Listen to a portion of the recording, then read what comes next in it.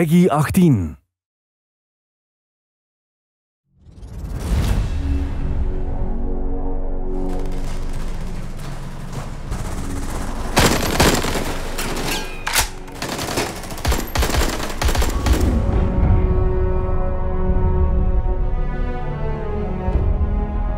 It's very important for us to play the game consistently and constantly because the more you know about what you've built, the more you know about how it works and what works and how you want to stress it moving forward.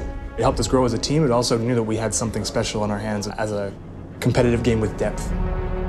What we were looking at while developing it, obviously we had a few clear axes that we wanted to respect.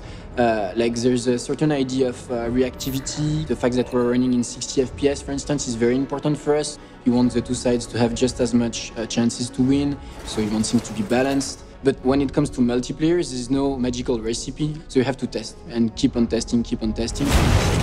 En fait, la meilleure façon qu'on a trouvé de pratiquer le jeu en interne, en tout cas, c'était de faire du tournoi et de faire de la compétition en interne. Donc la compétition, c'est pas forcément quelque chose que l'on a designé. On s'est pas dit, allez, on va commencer sur un terreau compétitif. La compétition est née naturellement, en fait. Majority of us here on the dev team are hardcore gamers, so being involved to the extent that we were involved with and given the opportunity to kind of influence the game really pushed people to be more involved, to be more in depth into the game.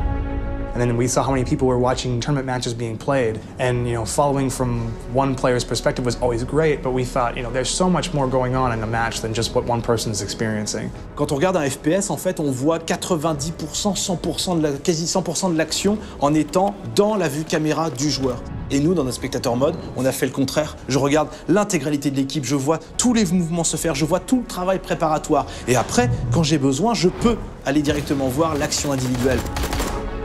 So the spectator has a control in their hand. They have to navigate. They can switch between the RTS style, the third person, versus the first person. There is zooming out, there's rotation. So everything that you need and want is already there, and it's extremely user-friendly. What's really interesting about handing out the spectator cam to the community is that anyone is going to be able to pick up the game and watch a game live. So they can really adapt it to their own preferences and find the right balance between skill and immersion and comprehensions and tactics.